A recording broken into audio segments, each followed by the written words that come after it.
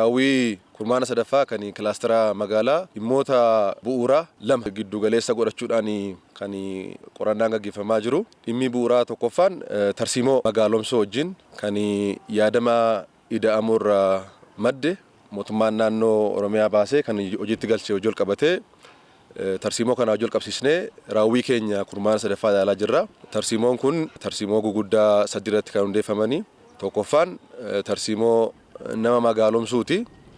Tarsiimoo nama magaalomsuu hojii ol qabatee nama magaalaa keessa jiraatu jiraataa magaalaa Oromiyaa keessa jiraatu jiruu fi jireenya isaa jijjiiruu hojii ol qabatee raawwiiwwan jiran maal fakkaatu kan jedhu ilaaluu danda'amee jira. Lammaffaa lafa magaalomsuudha. Dhimmi lafa magaalomsuu akkuma hundi keenya hubannu dhimma pilaanii fi akkasumas immoo akkaataa itti lafa bulchinu hojii ol qabatee hojiiwwan hojjennu jechuudha. Dhimmi sadaffaa bulchiinsa yookaan mootummaa magaalomsuu kan jennu jechuudha. Kun immoo hooggansa magaalaas akkasumas immoo bulchiinsa magaalaa akkaataa itti magaalaan bulu adda waan ta'eef isas ilaaluudhaaf yaallee jira jechuudha. Tarsiimoo kanaan raawwiin keenya maal fakkaataa kan jedhu. Dhimmi lammaffaa kan ilaaluudhaaf bu'uuraan ilaaluudhaaf yaadne galmoota keenya hojii ol qabatee raawwiin keenya maal fakkaatu kan jedhu. Galmoota gurguddaa afran qabnu walii wal qabatee raawwiin keenya kan 2018 baatii 9 maal fakkaata kan jedhu. Galmi tokkoffaa wabii midhaan nyaataa mirkaneessuu, galmi lammaffaa ogummaa dagaagsuu, galmi sadaffaa interpreneurota yookaan dhawweessota Oromiyaa keessatti uumuudha. Dhimmi afraffaa tajaajila hojii ol qabatee dhimmoota jiran jechuudha.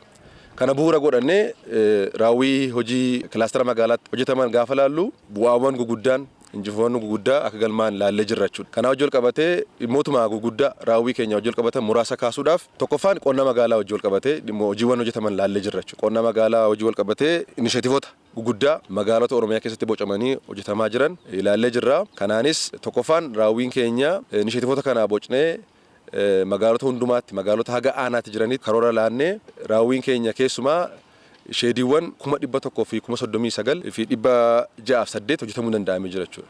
Sheediiwwan kana keessatti horsiisa adda addaa akka galan hojjechuudhaaf danda'amee jira. Kanaanis horsiisa beellada gosa adda addaa miliyoona 61 ol galchuun danda'amee jira. Carraawwan hojii dhaabbii fi yeroo inishatiivota kana qofaan miliyoona 1.3 uumuun danda'amee jira. Kanaanis hojiin qonna magaalaa keessatti tarsiimoo magaalomsuu bu'uura godhatee hojjetame bu'aa guddaa raawwii guddaa akka ta'e ilaallee jirra jechuudha. Lammaffaa irratti tarsiimoo magaalomsuu bu'uura godhatee hojii guddaan kallattiin kaa'anii irratti hojjetaa jiru tokko investimentiidha. Barana qofa haga kurmaana sadaffaatti mootummaan naannoo Oromiyaa bifa addaatiin investimentii naannoo keenya keessatti babal'isuu qabna. Investimentii tarsiimaa ta'e naannoon keenya magaalonni keenya aanaaleen baadiyyaan keenya keessatti simachuu qabna kan jedhuun xiyyeeffannoo guddaatiin hooggansa olaanaa kabajamoo pirezidaantiitiin hoogganamaa tureen haga kurmaana sadaffaa kanaatti haga baatii 9tti hojii hojjetameen investimentii 11,742 boordiin investimentii naannoo Oromiyaa simatee mirkaneessee jira jechuudha. Lakkoofsi kun lakkoofsa guddaadha. Jijjiirama dura piroojeektii investimentii naannoo keenya ture wajjin lakkoofsa wal simudha jechuudha. Jiraatota magaalaa keenya keessa jiran baadiyyaa keessa jiraniif guutummaatti investimentoonni kun boordiitiin murtaa'an kun hojiitti galaniinaan carraa hojii gara 700 olii uumuu danda'u kan jedhu qabannee hojiitti galchinee jirra jechuudha. Kana hojii ol qabatee investimentii naannoo keenya bal'inaan qonnaan bulaa horsiisee bulaa imaaxaa irratti xiyyeeffachuudhaan kan kennaa jirru. Investimentii naannoo keenya waliigala isaa gaafa laallu jijjiirama dura investimentiin waliigala piroojeektiin investimentii Oromiyaa keessa ture lakkoofsaan 10,000 kan hin caalle ture. Amma garuu jijjiirama booda hojii mootummaan naannoo Oromiyaa xiyyeeffannaatiin hojjeteen raawwii galmeessisneen piroojeektiin investimentii naannoo keenya jiru 40,000 ol ta'ee jira jechuudha. Kun injifannoo guddaadha. Raawwiin keenya kurmaana sadaffaa keessattis gaafa laallu kun bu'aa guddaa akka ta'e ilaallee jirra jechuudha.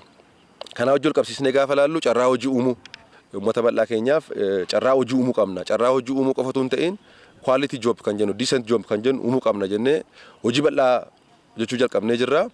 Kanaanis hojiin hojjetameen carraa hojii uumuu aga kurmaana kanaatti raawwii keenya gaafa laallu uummata keenya miliyoona 2.1 carraan hojii uumamee jira jechuudha. Carraa hojii dhaabbii jechuudha. Kan yeroo tun ta'in jechuudha. Kunis aga ta'etti bu'aan jiru lakkoofsi uumame gaariidha jennuyyuu malee ammas rakkoo jiru wajjin garuu hojii cimaa nu barbaada. Hordoffii cimaa gaggeessummaa keenya cimaa nu barbaada kan jedhu kaasnee jirra. Kana keessatti dhimmoota tokko kaasuudhaaf paakeejii deeggarsaa adda addaa carraa hojii uumuu kana wajjin dargaggeessaaf kennee jirra. Baatii 9 kana keessatti tokkoffaan liqii bal'aadha kan kennamuudhaaf yaalame. Maayikiroo faayinaansii qofaan qarshiin biliyoona 28 kennamee jira jechuudha. Qarshii biliyoona 28 keessa kenname keessa parsantiin 80 ol kan kenname baankii Sinqeetiin jechuudha. Liqii maallaqa qofatu hin ta'in maashinii dhaabbata Sinqeelis jedhamu riifoorm goonee hojiitti galchinee jirra. Kanaanis maashiniin 5,000 ol naannoo Oromiyaa keessatti akka kennamu taasisnee jirra. Lafa hojii ol qabatee lafa hektaara 95,000 ol akka kennamu taasisnee jirra. Kanaanis rakkoo fedhii bu'uuraa carraa hojii uumuu hojii wal qabatee jiru guutummaatti hiikuu dadhabnullee hammatee rakkoo kana hiikuudhaaf hojiin hojjetamee bu'aa guddaa argamsiisee jira kan jedhu kaasumaafanii galmoota guddaa qabanne keessaa tokko dhawweessummaa yookaan intarprenershiipii dagaagsuudha. Interpreneurota uumuun waliigala dinagdee naannoo keenyaa kan sochoosuu dandeenyu double triple gochuu kan dandeenyu GDP naannoo keenyaa kan guddisuu dandeenyu carraa hojii uumuu qofaan osoo hin ta'in interpreneurota horachuutiin interpreneurota kan rakkoo gara carraatti jijjiiruu danda'anii ofii isaaniillee carraa hojii kan uumanii humna jennee jirra. Kanaanis leenjiin gaggaabaas leenjiin idilees miliyoona 4 ol kennamee jira. Kanaanis aga baatii 9 gaafa laallu interpreneurota 1,800 ol naannoo keenya keessatti horachuun danda'amee jira. Kilaastera magaalaatiin akkasumas immoo magaalota Oromiyaa keessatti hojiin bal'aan barana hojjetame kan kooriidarii hojii wal qabatee kooriidarii magaalota Oromiyaa keessatti kan hojjetamedha. Kooriidariin magaalaa Bishooftuu amma keessa jiru dabalatee magaalota Oromiyaa baay'ee ammayyeessaa jijjiiraa akka isaan miidhagina qabaatan akka isaan ammayyaawaa ta'an akka isaan magariisoo ta'an godhaa jira. Dhimma kooriidariitiin maal hojjetame kan jedhu qabxii muraasa kaasuudhaaf tokkoffaan asfaaltii kiiloomeetira 115 hojjennee jirra jechuudha. Kuni baatii 9 keessatti wanta raawwatame jechuudha. Magaalota keenya keessatti kan raawwatame jechuudha. Lammaffaan daandii saayikiliiti. Baayikleen kan jennu jechuudha.